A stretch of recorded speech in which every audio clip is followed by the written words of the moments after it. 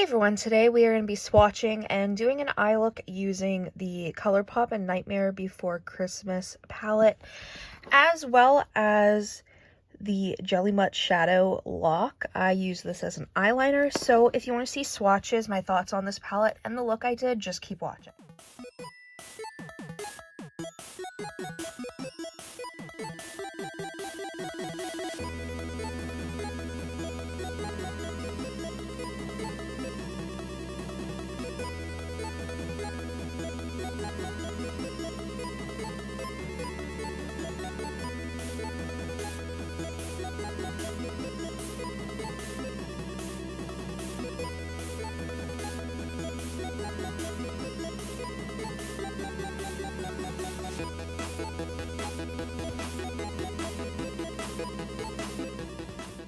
So now that you guys have seen the swatches, let's talk about the palette and all the fun stuff. A quick disclaimer, I have never seen The Nightmare Before Christmas. It's just not something I ever watched as a kid or growing up or anything, but I've been wanting to watch it.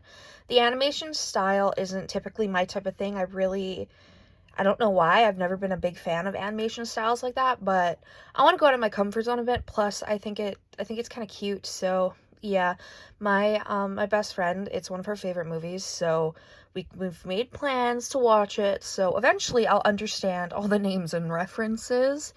But from what I know is that this color story, a lot of people are not that happy with, and even me, like, I know enough about Nightmare Before Christmas to at least think that some of these shades are kind of pointless.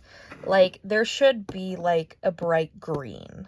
You know what I mean? Like, and this, orange, like, should be a little bit less of, like, a red-toned orange and more of a, like, pumpkin-y orange. Same with this shimmer.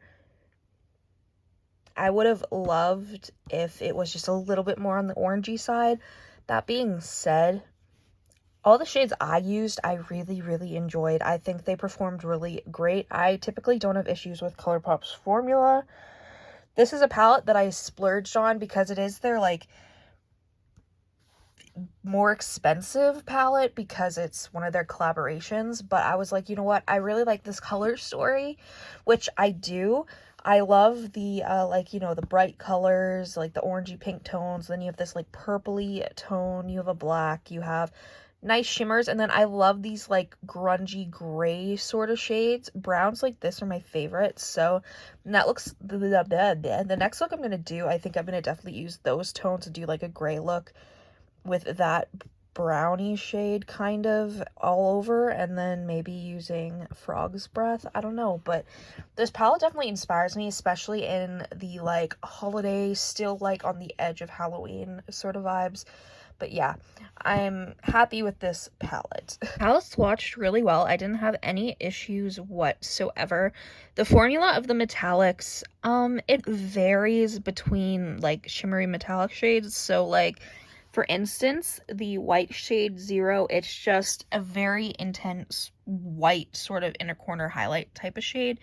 Very intense. You need very little product for it to be intense. There's no, like, iridescence or anything. It's just a straight up white. Pumpkin Patch is a yellowy type of gold with a hint of orange to it. Again, I do wish it was a little bit more orangey in tone. Christmas Town is like this iridescent pink to blue sparkle type of vibe. The shimmers don't blow me away in this palette, especially the shades Christmas Town and I'm not even Finkelstein, I don't know. I really need to watch this movie. They are just kind of not really intense at all. They're more satiny, and I hate satin eyeshadows, so that's kind of a bummer, especially because the purple I was really looking forward to. But I would honestly just recommend using, like, a glitter primer, and I feel like that would definitely ump up the vibes of these eyeshadows. Frog's Breath is this brown to blue duochrome shade, and usually I hate these shades because I never get use out of them, but this is such a beautiful, like, metallic-y type shimmery one that I could definitely see myself using that shade with the, like, more, like, grungy colors. The mattes are great. Didn't have any issues with them either. They're all very pigmented, and the ones I used blend very beautifully. No issues. The one shade Halloween Town is this matte black with a ton of like purple, green, blue type of like shimmer flecks through them. I don't know why Colourpop does this with their matte shadows sometimes. It's the same with the orange. It has some gold shimmers in it, but this one's way more prominent. Usually this just falls off onto, like, the glitter just leaves, so it ends up just being matte primarily.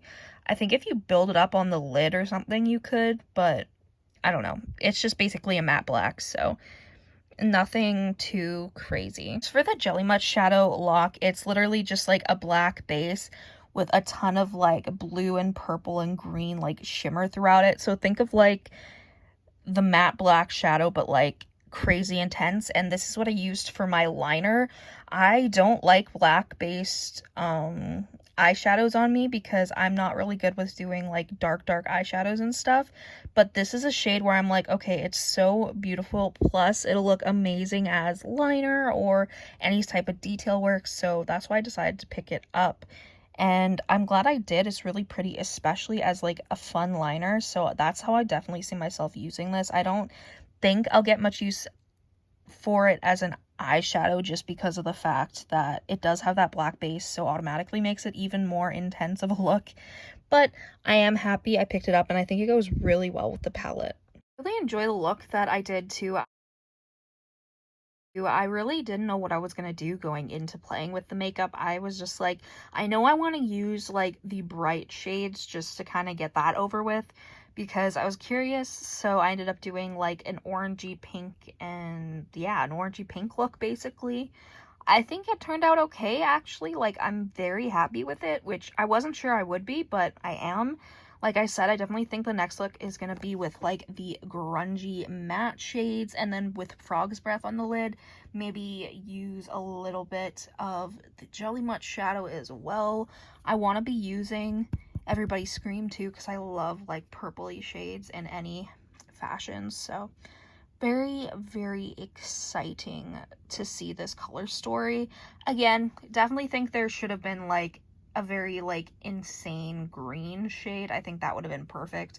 And I'm sure that people who love the series has you know, more opinions on this than I do. I think the packaging's cute. It has UV responsive art in it, so if you have a UV light, I do, but I'm not gonna grab it just to prove that it does it. The packaging's really, really cute, and then the packaging of itself, I'm so happy they started doing this where they have a mirror. I just think it's perfect, and yeah, I'm really happy.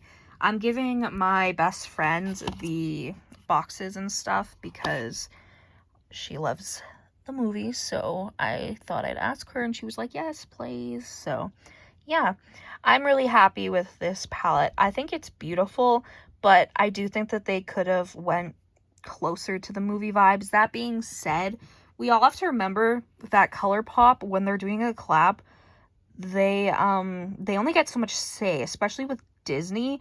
Like, Disney probably chooses, is like, these are the colors you can use, these are the names you can use, this is what you can do. Like, maybe they give Colourpop a little bit of freedom, but I doubt it. They are a big company and they want to make sure that they get their money's worth, right? So keep that in mind, that Colourpop doesn't get to make all the decisions when it comes to collabs and colors and stuff like that.